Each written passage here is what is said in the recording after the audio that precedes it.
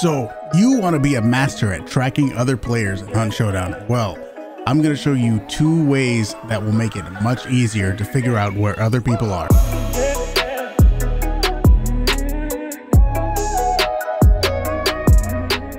So the first thing I have for you is the window spawns. Windows, doors, shutters, metal lift gates, zombies, all of that stuff does not spawn in unless you get within 160 meters of it.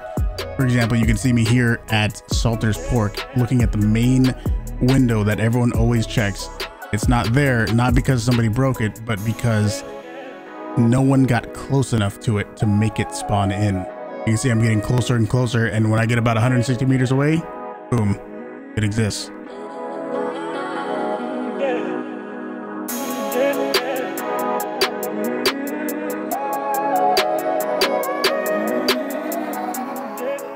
So what I usually do when I spawn at these 2 spawns is I go directly towards Arden and I check that main Salter's Pork window to see if it exists so that I can tell if anyone else spawned at Salter's.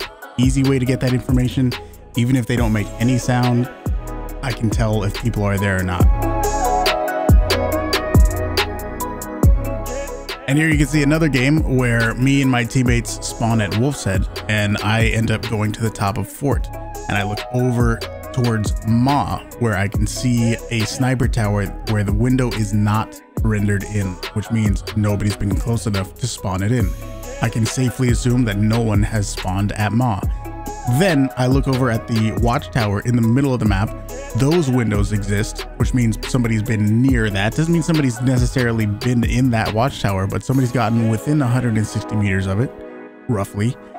And I can also tell, you can even hear me call out to my teammates, that the main big window inside of Sweet Bell exists. So it's also, once again, safe to assume somebody has been there. All extremely valuable information when you're trying to figure out where people are going and where they've been.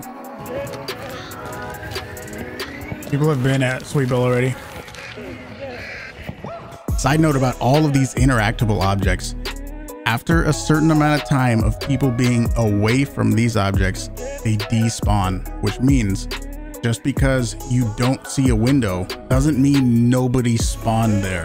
When I was recording that Salter's clip, I assumed that nobody had spawned at Salter's.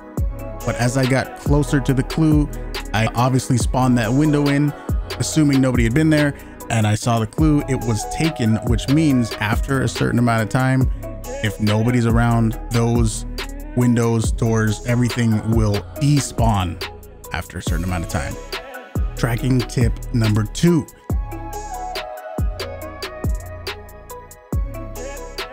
Once you have all 3 clues for a boss, you get this crosshair over the boss location.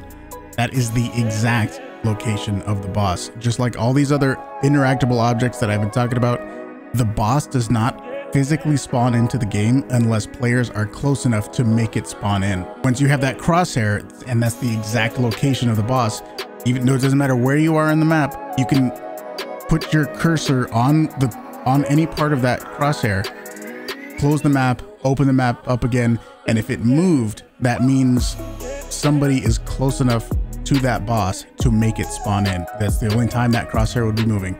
If it's not moving, that means one of 2 things. Either means nobody's there and the boss has not spawned in yet, or people have already killed the boss and that's why it's not moving. Obviously, if it's dead, it's not going to be moving.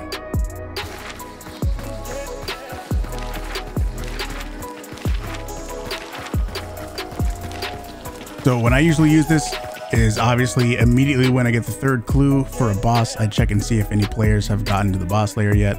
Then again, as I'm approaching the boss layer around 80 to 100 meters away from the boss layer, I want to check it again before I get close enough to the boss to make it spawn in, which happens around 50 to 60 meters.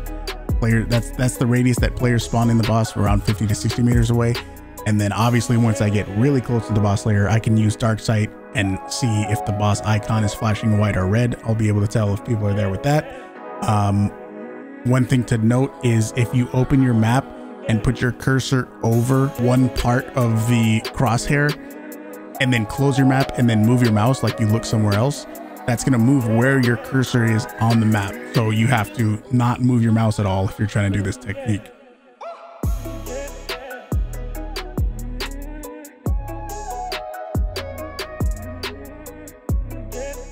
And there you go. With these 2 little nuggets of information, I think you'll be able to track players across the map much better. Let me know how it works out in your games in the comments below, or let me know if you already knew about this stuff.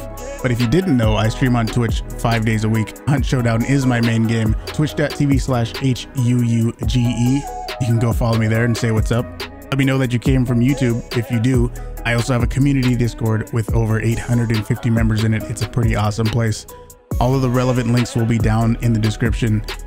Don't forget, if you guys like this video, please hit the like button and subscribe. I'll see you guys very soon. Peace.